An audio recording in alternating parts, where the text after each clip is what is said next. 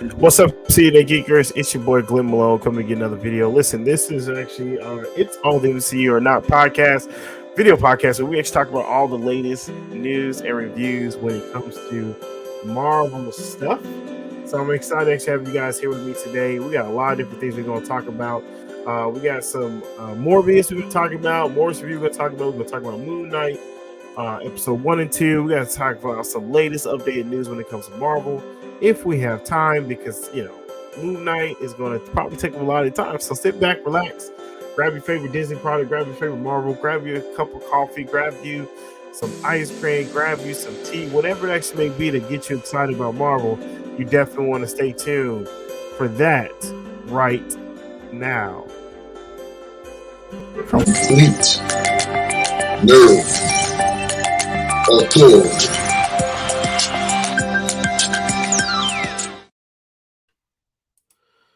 What's up? What's up? What's up? It's your boy Glenn Malone with one N because I'm the only one. You already know what time it is. It's the show. It's All the MCU or Not. Like you heard in the intro right now, we have a lot of different things we're going to talk about. But before we do that, I know we're like a two-man down show today, but it's okay. We're going to pick up for next week.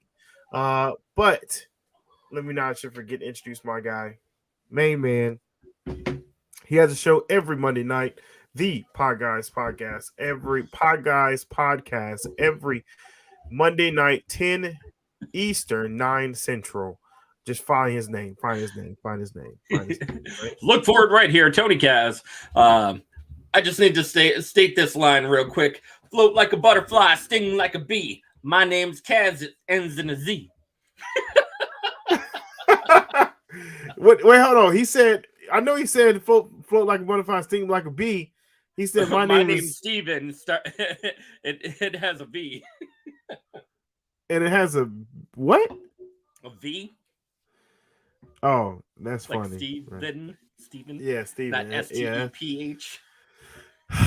That was a pretty actually good line, right? Yeah. So yeah, we have a lot of different things we need to talk about. MoonKnight. Whoa, excuse me, guys. Long night, long day. But anyways, let's get right into the show, man. We actually have a lot of different things we need to talk about. By the way, let me throw in a quick tidbit. Complete Authority will be at Huntsville Pop Culture Expo 2022. That is the 22nd and the 23rd and 24th. No, it's Friday, Saturday, Sunday. 22nd, 23rd, 24th. We'll be there with bells on, right? 22nd, 23rd, 24th. We're also going to make sure you stream the panels right here on our Facebook page, YouTube, Twitter, Twitch, and our newest channel that we're about to get converted to CNA TV channel, which is Mr. Deadpool. We'll get that converted over, which we have like 2,300 likes on that page. So we actually have a full YouTube, full video channel for that alone. So make sure you stay tuned for that coming up your way right now. So with that actually being said, yeah, that's actually about it, man. So let's get right down into the show. Yeah, absolutely. Of course. Let's get right down into the show, man. So we have a lot of different things we actually want to talk about. So first of all, we want to talk about Morbius. Now, Tony told me he didn't get a chance to see Morbius yet, man, which is heartfelt, man. So I'm not going to really, because there's, I don't know how to say this. Can you right now? Let's say this. Let's say this on where's Rotten Tomato at? Rotten Tomato is on what? Rotten Tomato. Not Rotten Tomato. What is that? Popcorn. What review site is that? Fandango. RottenTomato.com. Yep.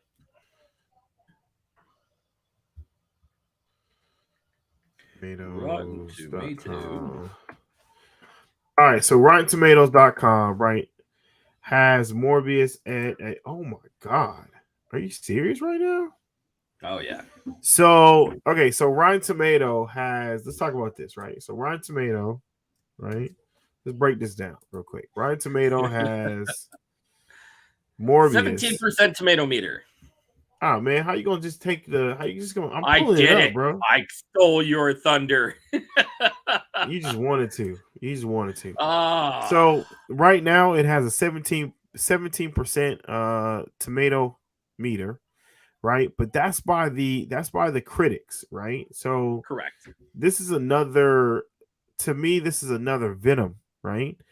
So the critics are saying it sucked, 17%. But the audience on the other side said the movie's really good. Right now it's at a 7%, right? Now I will Well, say this, right? let's not go really So good, but what to know? The critics say curse by inspired effects, role performance, and borderline narcissistic story. The Dairy Moss is vain attempt to make Morbius happen. But the critics say Morbius isn't telling the most original story, but cool visuals and fast action kept things entertaining, right? So, and this is actually from a lot of the places here, right? So, let's break this down here, right? So, obviously, you have the critics, and obviously, you have the movie critics, and you have the audience critics, right? So, on the movie critic side, I mean, on some of the points that I've actually seen that I can agree that there are some things with this movie here that wasn't actually necessarily fulfilling as a character or as the actual movie should be. But on the audience side, the reason why they got a 70, there are some really good visual effects and there's some really good action in it. Right. One of the things that I said in actually my review, if you haven't seen my review, make sure you check out the YouTube channel. One of the things I said in my actual review is that the power set, how the power stuff like that come to be, and how it gets to the power levels, that was really good, right? Having the ability, because if you don't know, Morbius is a movie. So let's actually give a little background of actually what this movie is all about. I don't even know if it has the description of what Morbius is. Here we go. So Morbius information. One of the most compelling and wait, this is a movie. Yeah, one of the most compelling and conflicted character in story Sony Pictures universe of Marvel characters. So this is called the SPU MC. Okay, comes to big screen as Oscar-winning Jared Leto transformed into a uh, enigmatic anti-hero Michael Morbius. Right, dangerously lifted with a rare blood disorder and determined to save others surrounding the same fate. Dr. Morbius attempts a desperate gamble. While at first it seems to be a radical success, a darkness inside him is unleashed. Will good override evil, right? Or will Morbius succumb to his mysterious new urges, right? So that's movie's PG-13. And so it boxed over 39 million, right? So that's a little bit actually when it comes to Morbius. Now, so let's break this down. Tony, so I'm not gonna spend a lot of time because Tony has seen it, but true. can I spoil this conversation? Because this Oh, is please go for it. Yeah. Yeah. All right. Yeah. So obviously so let's talk about the good, the bad, ugly when it comes to spoil standpoint, right? Spoiler alert for those out there, right? So let's talk about the ugly part. Absolutely terrible part about this movie is having his friend having the same ability he does and being the evil guy of this movie. I didn't expect to go to see Morbius and go to see it. I didn't expect to go to Morbius and set myself standards like I'm watching Venom, right? Obviously, the last two Venom movies, he has fought his counterpart or other people that want to actually destroy and stuff like that. But those are typically in the comics. That's how things roll, right? So they gave you comic accurate content where Venom normally fights other symbiotes, right? That's understandable, right? Fair. But when it comes to Morbius, I didn't want to see him fight somebody else with the same ability he has. That's not what I want to go see Morbius movie all about. I mean, find him a character out of his list that allows him to show off his abilities, right? Not another character, right? So I feel like I was watching Blade. If you know what Blade is, Blade fought vampires, right? And so, but it was cool because Blade was part human, part vampire. He was a daywalker. I was cool with seeing him fight vampire because that's what he did, right? But there were none of those people were his friends. But however, in Morbius, they were all his. They were his closest friend is who became who he is. Thought that was the dumbest thing ever. They could have kept that out. I didn't. I was so pissed that I was like, yeah, this was just Now the fight scenes with the character is really cool. With the when he fought his actually best friend, and quote me. You can quote me if you want to, what the person's name is. I don't want to get into too much details when it comes to that, but I will say that was actually pretty ugly, right? So the bad part about this, having to see him suck his girl's blood, the woman he loves, that was kind of bad for me. I'm like, come on, bro. Like, homeboy kills her, he finds her halfway dead. Now he needs to eat her blood to get her power, right? Having the ability to have blue or red blood, I'm like, oh, man, you could have kept that for the birds. How do you think that Matt Smith did as the Milo character in Morbius? Milo character is best friend. I don't think he did good at all, man. I mean, he's just because I'm a huge proponent of Matt Smith, especially from all of his days, even as the Doctor, Doctor Who. Oh, he was actually. I knew I see him somewhere, but no. I mean, I thought the character was very wasted, and I thought it was unnecessary. I thought they really didn't have to have. I mean, because there's so many other ways, so many other things that you could have picked up for Morbius the character and got other other evil beings or evil doings. Getting him to fight somebody in the night. Causing him the ability he has woke up somebody else or woke up something else to bring into the country or bring to where he is to cause him to actually use his really strong vampire abilities to fight him, right? That was what I was expecting to see, not him fighting Milo, because Milo wants to kill others because he feels invincible, right? Well, he's got the thirst too. Correct. And I'm not trying to reference DC, but it reminds me of the Christopher Knowles, not Christopher Knowles, but Christopher who plays Superman. Christopher Reeve. Christopher Reeve, and when they had Son, what was his name? Son, when the movie like Superman 3, when they had the guy that was like Superman but had like a yellow power sun or absolutely. So I felt like I was watching one of those movies too as well, right? But they weren't friends, but they have the same type abilities, and it's like, come on, man, like it's this is dead. Like we've seen this before. Why we got to go down this road again? Like, now, I know a lot of critics really hit it for some bad visual effects. Do you find like the visual effects were just subpar, or do you feel like they were just okay for the particular movie? The visual effects to me were really good. I actually didn't see any issues with the visual effects at all. I mean, it was a low budget movie, so what did you expect? Right, so I wouldn't go low budget, but I mean, to me, this movie had about the same much budget as Venom did, or it might have had a little bit more, right? So, but yeah, I didn't. Now the fight scene in the ship where he turns into Morbius, that was a little quick. So I can see how they said the visual effects wasn't that good because that was a little quick in there. But after that, though, you got the really chance to see who he is, what he looks like. The fight scenes and all that stuff, you got a chance to see all that.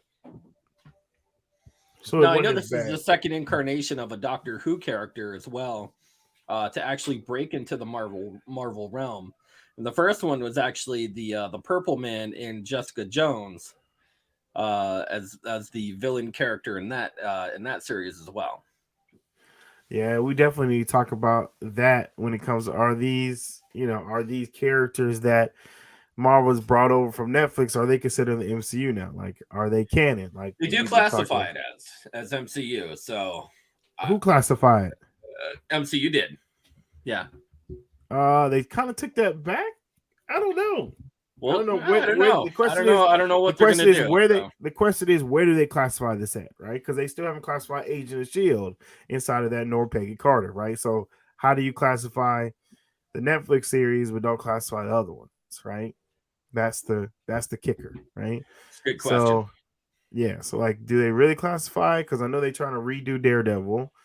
And so redoing Daredevil, well, they're doing a continuation through Daredevil, so they're not really rebranding or redoing anything because they're still bringing back the same characters, same writers, just for a fourth series of the incarnation of Daredevil. Yeah, but they said this is a new version of Daredevil. It's not going to be the same one that we've actually seen before.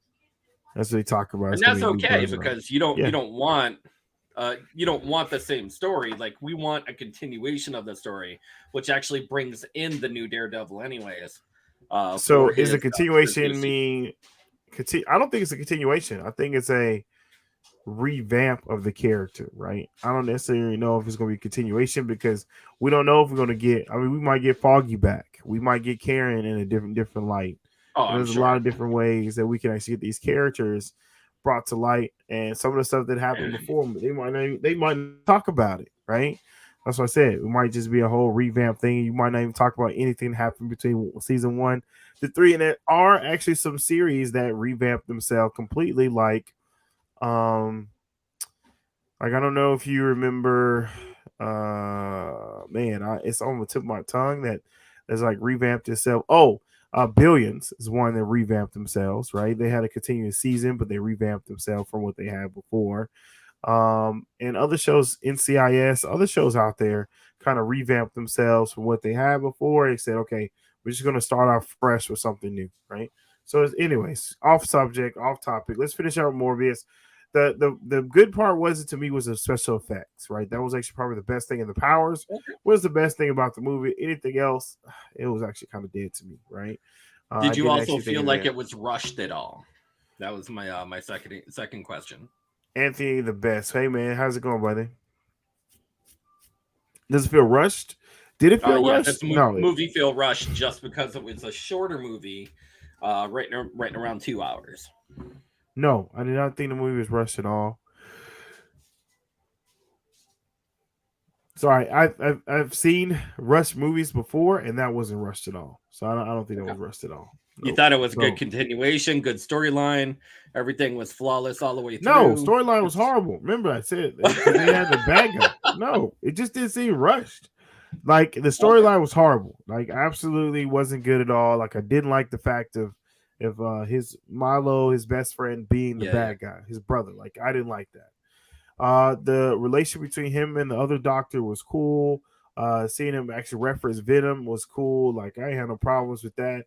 I didn't have any issues, but the one thing I didn't have issues with that stuff.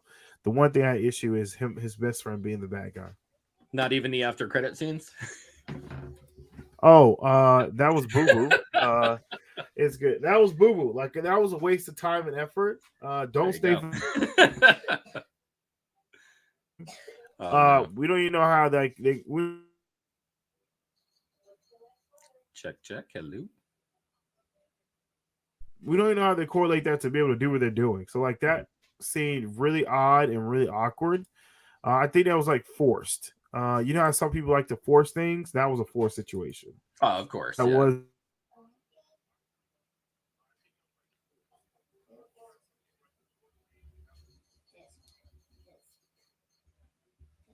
Hello.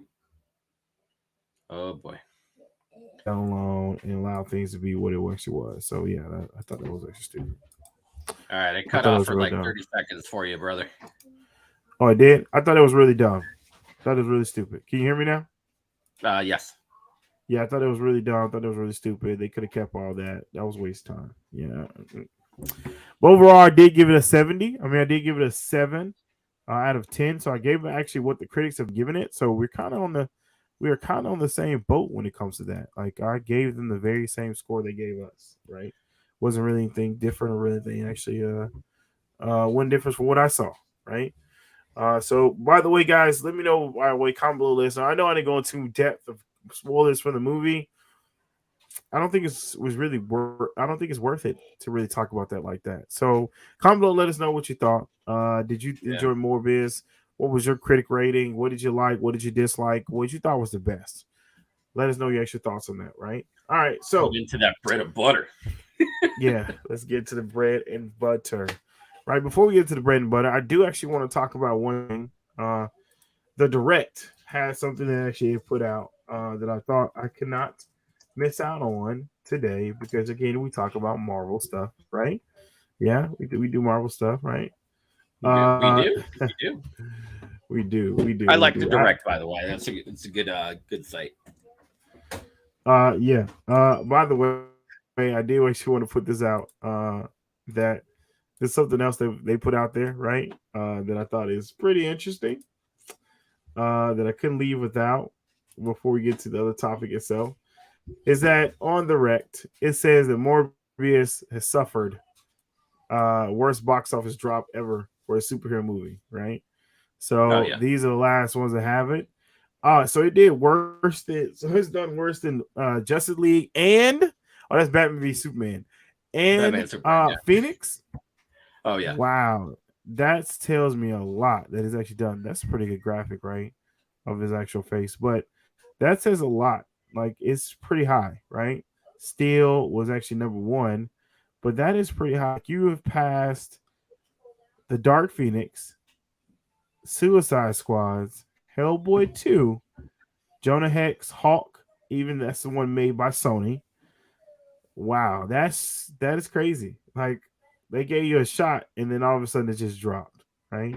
Venom didn't do that bad. Man, that's horrible. It's horrible. That's horrible. Bro, that's terrible. That's bad. A 73% drop. Whew. That's That's a like lot. money. That's a lot of money in the bank there. For those folks out there. All right. Well, So they one did thing. say that it is the second lowest Marvel Sony movie to open up on the weekend, and it was actually slightly higher than Fantastic Four Silver Surfer in the box office. That's crazy. Yeah. That's wild. So this is one of the ones I actually want to talk about here in the direct, right? This is actually some very good information from Wakanda. Wakanda Forever, Black Panther 2, right? So obviously there's been speculation on a lot of details when it comes to this. We've gotten confirmation for the second time, right? Shout out to shout out to Cam for this, right? So there's a rumor going on with Underworld City is rumored to play a key part in the sequel, but it's something that isn't that still hasn't been confirmed yet. This hasn't kept other outlets from reporting on it, however, including news about casting for Atlantean's leader. What's how you pronounce it? Tincha? T Tinocha. Tina Huerta. Yeah, Tina Corta. But just how a big role with will the anyways, I'm not even gonna try to struggle, but it talks about right. I'm not even gonna try to go His down version there. of Namor. Yeah, his version of Namor. Well, according to the insiders, industry insiders, audience should expect to be an anti-hero to have plenty of screen time, right? So what this article is actually pretty much breaking down is that there is information that supposedly we're gonna have Namor in this movie, and that's gonna be the big bad, the big antagonist of the movie. So Tony, this is rumor now. This is not accuracy, Yeah. right? What do you think, Tony, about them talking again, having a conversation again, they're saying, "Hey, Namor is going to be the big bad." What do you think about that? I like it, and I would like to see the Namor name drop. I like the Namor name drop. I think it's cool. Is he a big bad in the movie? He is he's a Thanos like character, doing something good for his community, doing something good for his nation, but still defending everything that's good for him. So, is he doing bad things? Is he invading people? No, he's just defending his territory. So, there's a lot of speculation going back and forth. What did Wakanda do in Atlantis? What did Atlantis do in Wakanda? And Right. I think a lot of it has to do with actually the materials from Wakanda. The Are we purple talking shit. about the The vibranium. Vibranium? Vibranium. Yeah, the vibranium. And it Okay. has something to do with that as far as materials and stuff like that. But I know that there's a lot of back and forth, even in comic book material. And, not to spoil too much for the movie, but check it out at your local, comic book shop, stuff like that. There's some great source material. There's a lot of information on it. Just a lot going on. Now, supposedly the actual article does actually express that. By the way, I'm gonna stop. I'm gonna hide my camera for a minute. Supposedly that the details described. Just want to put this out. So, for supposedly the details just did describe that the movie was mainly about not Shuri, but Riri, right? And it mainly actually explained that Riri was the person that's going to cause this rift between what's going on in Atlantis and actually what's going on in Wakanda. So, I honestly think it's a good idea having it because obviously Wakanda said, "Hey, we're going to help out with the world," and so by helping out with the world, it may come as Namor's thinking that you're trying to actually, take over the world. So it could be like, "Hey, you can't do that. We're still here under the water. Like, we're still more advanced than you," type thing. So, I mean, it's cool for me. Like, I don't have any problems with that. None whatsoever, right? So comment below, let us know what your thoughts about it. I mean, are you okay with it being that way? Do you want Namor to show up in the movie? Like, I really want to know your thoughts about this because I am curious on how everybody actually thinks when it comes to that. All right, so moving on to the main topic of the hour, right? So Moon Knight, right? So Mark and Steven. So we got Mark Spector and Steven, what is it, Hunt? Right? Stephen Hunt, right? Yeah, Stephen something. Stephen Hunt, right? So first episode. So we are going to spoil this episodes for you too as well. And I want to also put this on record as well, is that we're all absolutely wrong when it comes to this series. And Tony and Tony knows what we're wrong about, right? We were wrong on when we're actually going to get the suit. Like, when is the suit? When is the suit going to show up? Oh my God! When is the suit going to show up? We all thought it was going to show up in the third episode. I think Tony was like, they go right off the bat. Agreed. Right off the bat, show us the suit, right? So obviously, this is a storyline that comes from Marvel Comics. The main story about this, actually, particularly the one thing they haven't actually touched on that I want to. Moon Knight is a fictional character appearing in the American comic books published by Marvel Comics. One of the things actually it includes actors or characters Mark Spector and Stephen Hunt, right? So this is Stephen Grant, right? Oh, Stephen and it's Grant, funny yeah. how it's funny how in the comics description of Stephen Grant, he was supposed to be he was a billionaire businessman, Stephen Grant, and then taxi cab driver was Jake. We still have not met Jake yet, right? Was Lockley, right? Jack Lockley. We haven't met him yet. And the suited, Jack Lockley, right? And I'm looking on Wikipedia right now, and we haven't met the suited consultant, Mr. Knight, right? So right now we've only actually met, and I think it's actually really cool. So we've only met two of them we met Mr. Right. Again, when we meet Mr. Knight. Or Mr. Knight, yeah, Mr. Knight. And the second when we one. meet Mr. Knight. Number was 2, that man. The suit? Oh, yeah. Suit number 2? Oh, yeah.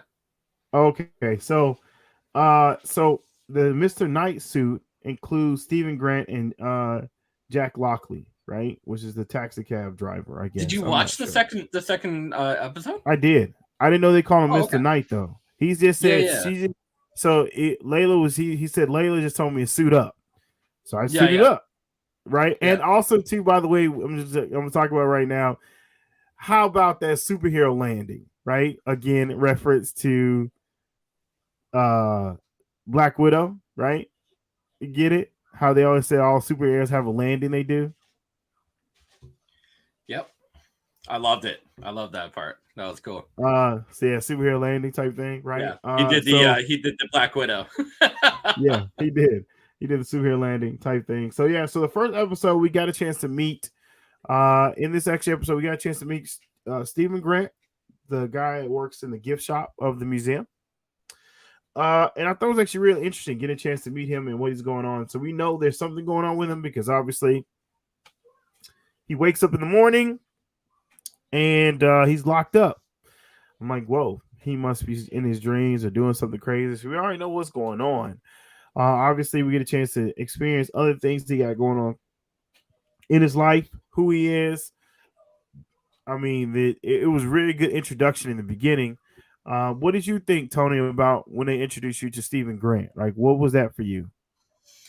So, do you mean Arthur Harrow in the very beginning? No, so I was gonna get to that in 1 second, but Stephen Grant, the character, Okay. right? They gave that to you in the very beginning, gave you his life, gave you what's going on with him, like just that character alone. What did you think? Like, how was your feeling to it? Because in my they opinion, spent the whole entire episode 1 just on Stephen Grant. Correct. I actually found it a little bit slow for me. And I put a little bit of doubt in there. I was like, oh man, they're kind of. I was hoping that they were going to kind of egg it along a little bit, and they did. But it was a very, very slow turnaround for me, especially going between his particular character and all of the voice stuff going on, but kind of crescendoing at the end. So, do I like the explanation in the very beginning? I thought it was a little slow. I mean, the first. Yeah. So the first half was really about Stephen Grant. Let me just say that the first half was about Stephen Grant. The second half was about things that Stephen Grant's experiencing, but it's not as Stephen Grant's experiencing it, right? So before that, we got a chance to meet is he considered to be the antagonist of this? Like one of them, right? Or what is his stage, right? Ethan Hawke, right? Ethan Hawking. He plays who again? Ethan Hawke plays Arthur Harrow.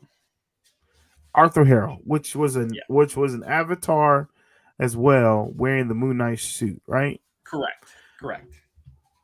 Okay, so we haven't had a chance to really figure out why he left or what's the reason. Well, we did a little bit in episode 2, but it still didn't explain too much of why he decided to flip ways. Yeah, not at all.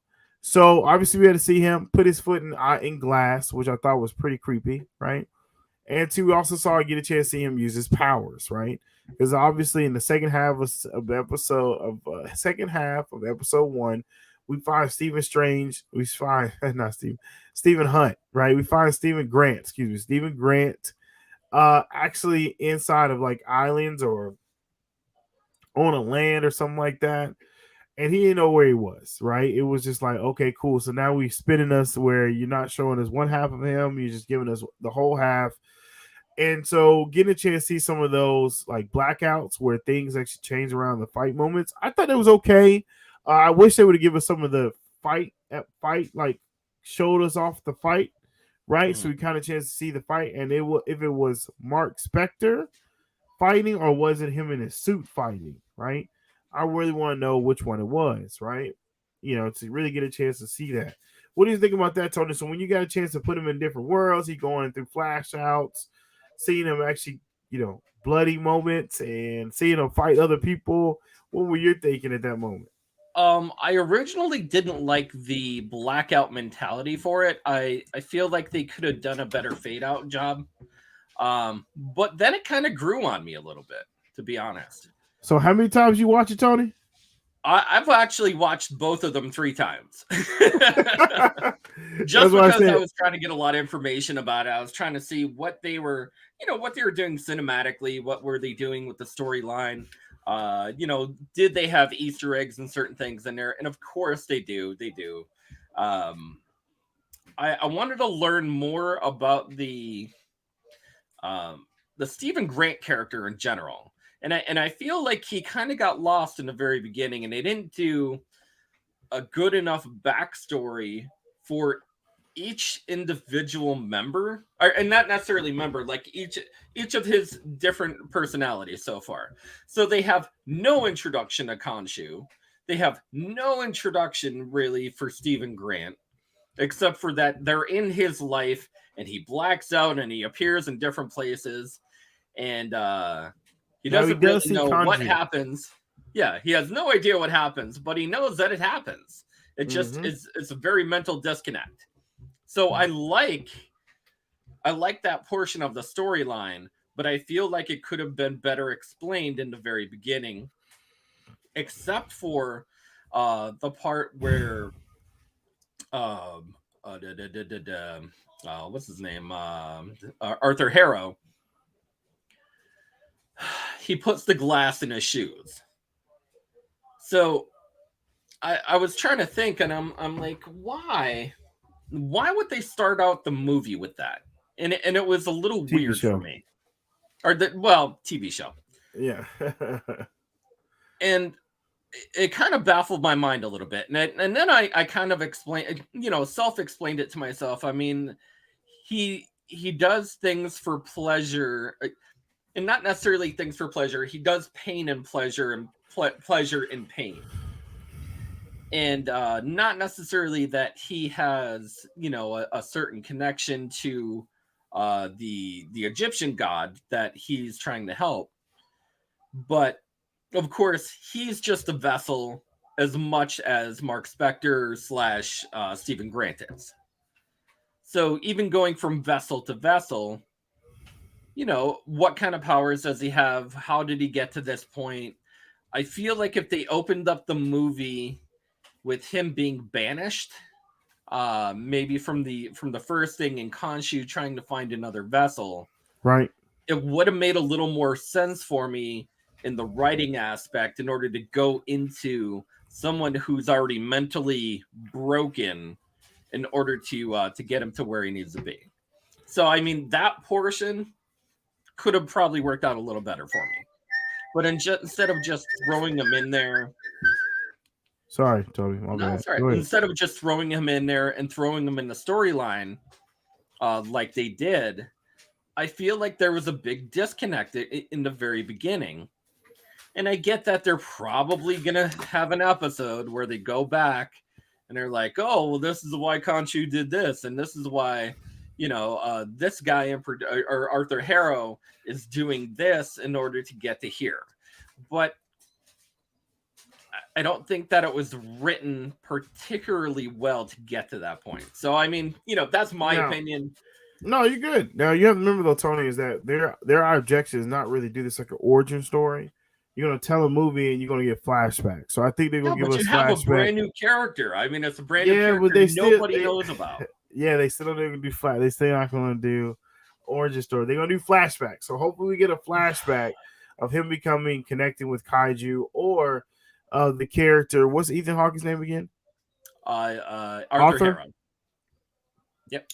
Or we get a backstory, or how Arthur actually lost the powers, or how he gave up the powers. Right. I think that's kind of what I actually look for. Yeah. Huh?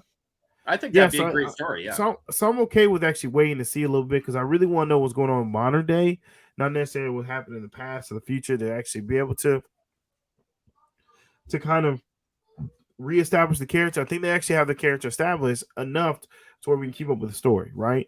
So obviously we got a chance to see him actually fight and get a chance to see, flashbacks or blank outs. And one of the coolest things I thought was when he got back to England and he went on his date, right? And she's like, "I ate the food by myself." What? He's like, "Why did you do that?" Because our date was on Thursday. It is Thursday. Like, he just went to sleep on Wednesday, thought it was Thursday, and she's like, "No, it's Sunday." And he asked the waiter what day this is, Sunday. Oh man, that was like really crazy. Like the fact that he's been gone for the whole entire week and did not even realize actually what the day was. Like, that to me that was kind of crazy, man. And also get a chance to see him actually wear the suit. I thought the why they actually ending in itself Before I do that, did I miss anything in episode 1? I think I actually broke that down You pretty did. good. There's a couple things that happened. So even in the first episode, he thought that he was hallucinating, that he saw this jackal character in the Oh yeah, in the scene, he was trying to get the scarab. yeah And she was at like, the he very found end. out, Arthur found out where he works. And let me get this extra scarab. He's like, I don't know what this is. Start running. And then you get a chance, you get to meet one of his first enemies. They didn't give it a name, right? They just kind of just sent him out and attacked him. They just called it the What's it called? jackal. They didn't call it the jackal to the second episode. The first episode, they didn't give it no name to it at all. So technically, it could Oh. have even looked like Werewolf by Midnight, but I think they just called it the jackal in the second one, so it was what it was. But go ahead, Tony. You all right? What you're saying? Yeah, right here. It's yep. Go ahead. So in that at the end of the first episode, of course, he gets there and he's very anxious, and he's worried that this guy shows up at his job and really antagonizes him and is like, look, dude, I just want the scarab. You better find this for me or else. And he ends up getting stalked by this jackal character throughout the whole museum, and then ends up meeting in the bathroom with the jackal. And Mark Spector comes up in the mirror and says, hey, you need to let me take over if you want to live. And that was a really cool moment. It's like one of those moments where if you want to live, depend on me. Like, you have one chance to survive this moment. And so how do you actually just quickly change over to the Kanju suit? I thought it was actually really cool. I thought it was cool too. The funniest thing is that they haven't shown any blood, but like it looks like you're about to show blood. Like I do like how Marvel keeps things on a PG-13 moment. They look like they're about to show you something, but they don't show it to you. And it's that beat up violent moment without violence. Correct. And that's to me is actually really good.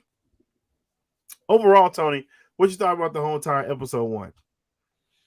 With the minor writing issues, I found it right at like 7 to 8. And what writing issues did you have again? Like I said, the very slow beginning. I feel like if they wrote the character for Arthur's character off in the very, very beginning, where he put the glass in his shoes, and just did a more of a background story to the Moon Knight character and what he did prior to for Kanju, I feel like that would have worked out better in the very beginning instead of the way that it did. So. And that's talking about the first episode moment. Okay, cool. I get it. Correct, yeah. So I gave it about 8.5 out of 10. I thought the speed was actually pretty good. I didn't really think it was that slow. Thought development of the character was very good. When you just think about Stephen Grant and who he is, I thought the development of that character and what he's experienced, I thought they did a really good job. Now, if we are, that's kind of actually when it comes to see episode 1. So I really want you to comment below, let us know what your thoughts are on that. Now, if we're going to talk about episode 2 was like a full-fledged, like double cheeseburger on a big bun, right? Because they gave you a lot of content on episode 2, right? There was a lot of stuff going on. So obviously we picked back up actually from the big fight, because not only remember in episode 1, that Stephen Grant called Mark Spector's wife, Layla, right? And that was an interesting type of situation of calling his actual wife and knowing that he didn't know he was actually married at all either, right? So we get back to episode 2. He loses his job because of the event that happened. Homeboy even tried to suggest him to see a psychiatrist. What you thought about that whole beginning scene where he loses his job and then he see a psychiatrist? I thought that was perfect. The way that it opened up on the second one, definitely showing his disconnect and like why he's imagining certain characters, but the character is actually invisible and not necessarily imaginary. Oh, that's why he didn't see him on the cameras.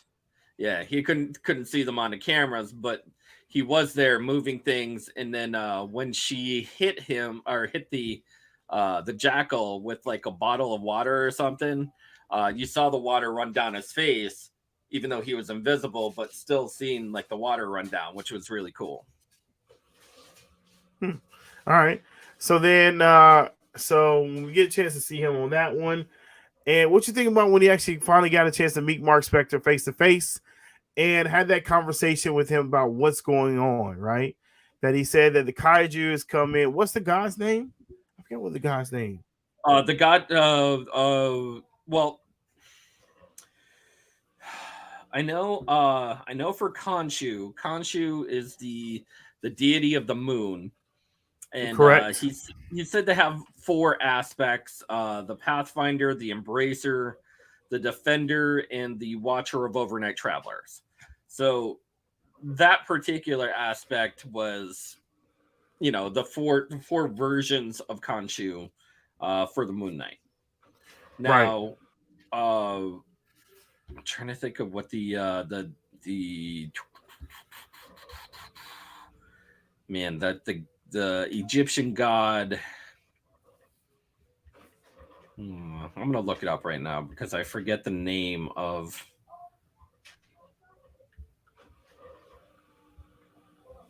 Why you trying to get the names yourself? I will say though that it was actually very interesting getting a chance to really get him to speak to Mark Spector. It's interesting how he found his actual box, and it was really creepy or really crazy. Emit. Emit, yes. So Emit is a goddess of ancient Egyptian religion who serves the goddess Mayat. So in the underworld, Mayat judges souls. Whenever a soul is deemed evil or unworthy, Amat eats them, thus earning her moniker Devourer of the Dead.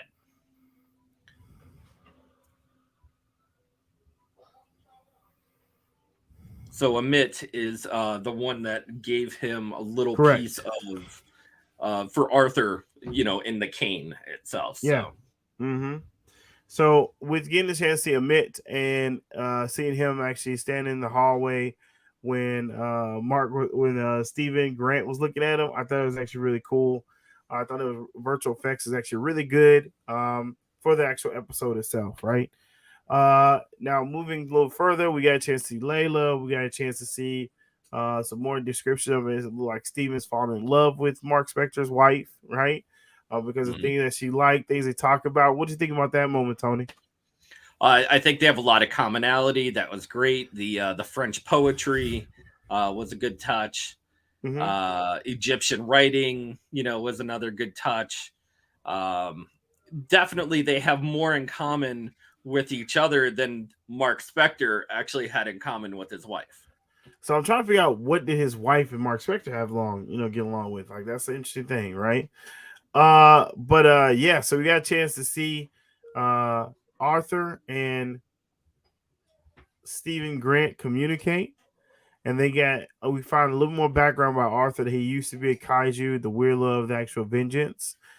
And so that was actually interesting. I did like how the part where the kaiju like kill him, slit his throat. So, it was interesting like how dark he is. Like he's not even like it's not even like capture the person. Like it's a dark type of, kill. Yeah. Kill and then he knew what he would actually say. And he's like, oh, he asked you to kill me, didn't he? He's like, yeah. That is very, very true.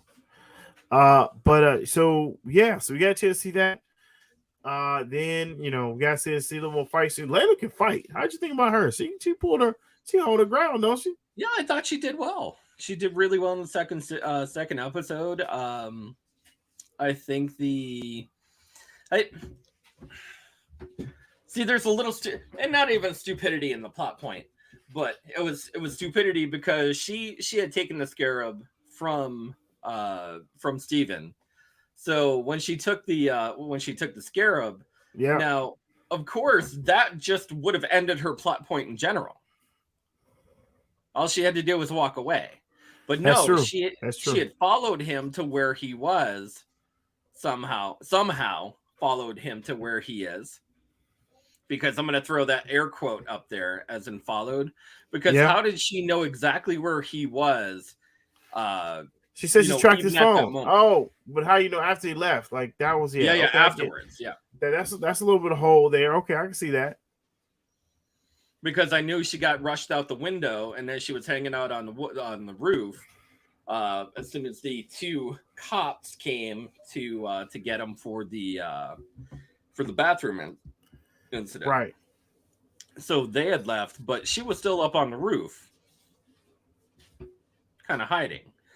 So did she follow them, or did she, what happened in that period of time? Because they don't even cover that. It's just like a big blur. So it's like another Mark Spector, blur as to the difference in timeline. So she just shows up, and then she has the the scarab, and it got a little weird. It got a little weird at that point. Okay. So obviously went from that point there to getting a little fight scenes, and then Stephen Grant calls on the suit, and it's actually a suit. Mr. Knight. Well, there's a lot of fighting, internal fighting between Mark and Steven, and he's like, dude, you gotta let me do this. And he's like, no, I'm not gonna let you do it. No, you have to let me do it. I'm gonna save us all. No, you don't have to save us all. I'm not gonna give you control of this body. Now, in that moment, his mind snapped, and that actually instantly created the fourth character. So that was Mr. Knight, who is the snapped version of MoonKnight, but the MoonKnight character controlled by Steven and not Mark Spector.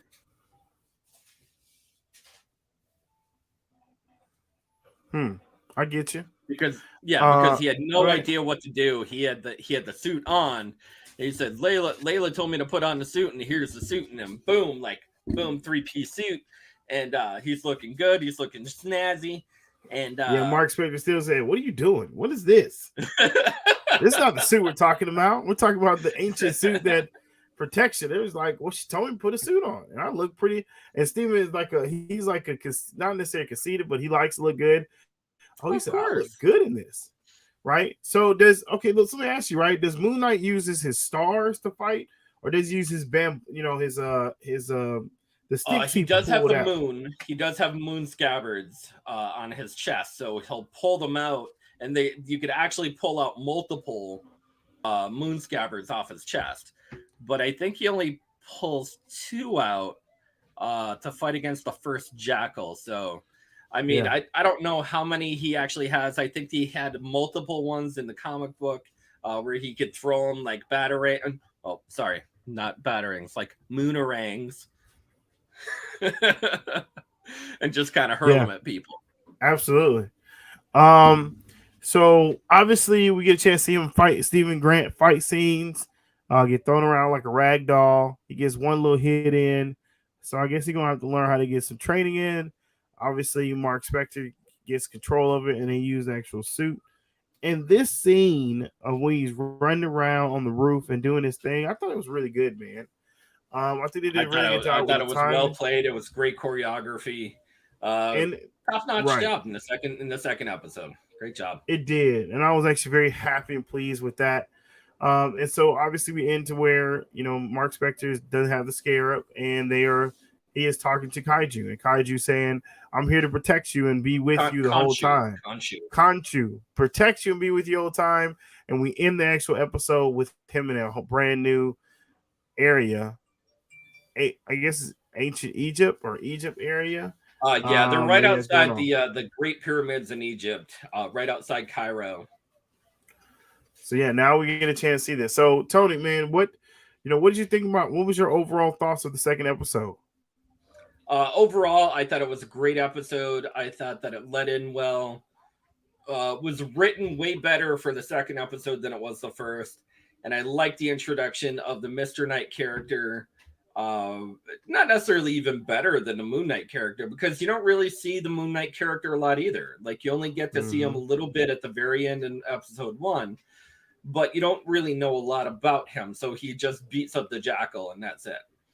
So you don't really get to see any of his powers. You don't get to see like what he does, why he's the Embassy of Darkness, and like, things like that. So in general, I don't think that they gave a lot away for the Moon Knight character at all, except for the fact that they just had to show him in the suit and show that even the Mark Spector character can happen to not necessarily influence him, but change his mind at any given time. So I feel like there's a lot of inner questioning, inner turmoil, especially between Mark and Steven. And I think that it was showed well. It was showed really nicely.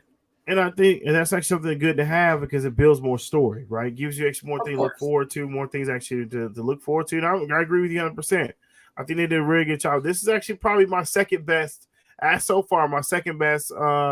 Marvel show, because of how realistic it is, how entertainment it does, how it has conflict, internal conflict, external conflict actually, and also it has a mental status that you're really trying to figure out who really handles the body, who really takes care of things and does things actually where you actually want to do it. So I thought it was actually really good. Did we miss out on anything on episode 2, Tony?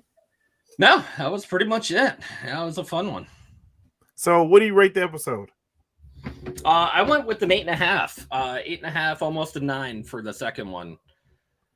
Which was pretty high for me. That is pretty high. They apparently did a really good job, Tony. If you rated that way, they did a damn good job on the actual episode. Yeah. So I'm very proud of them.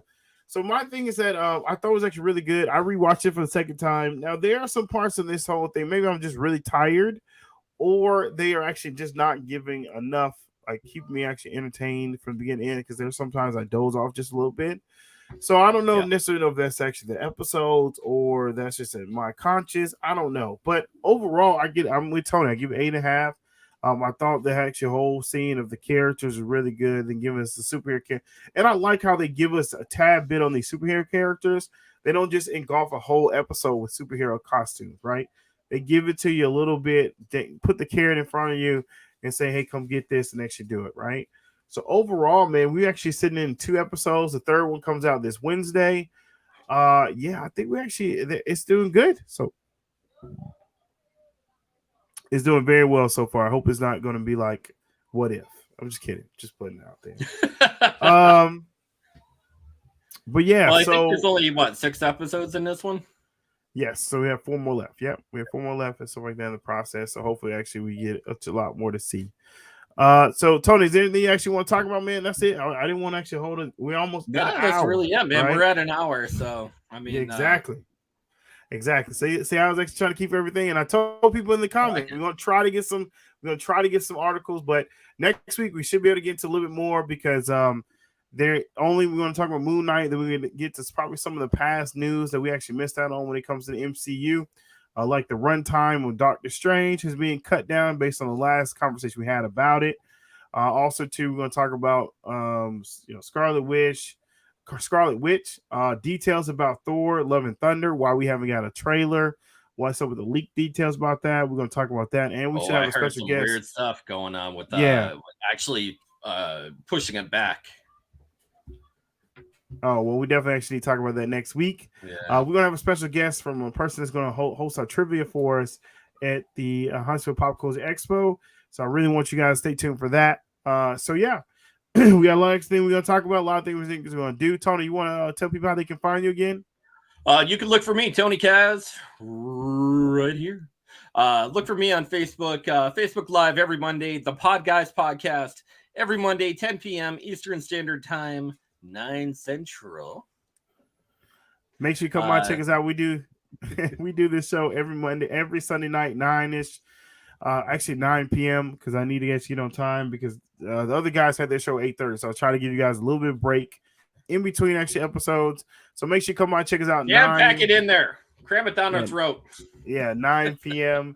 Central Standard Time, 10 p.m. Eastern Standard Time, right here. This is It's All the MCU or Not video podcast, where we talk about all the latest news and topics when it comes to Marvel and the MCU, right? Because because they can sue old terrible Morbius. Anyways, we're gonna talk to you guys on the next show. 2 fingers, and we actually see you guys later.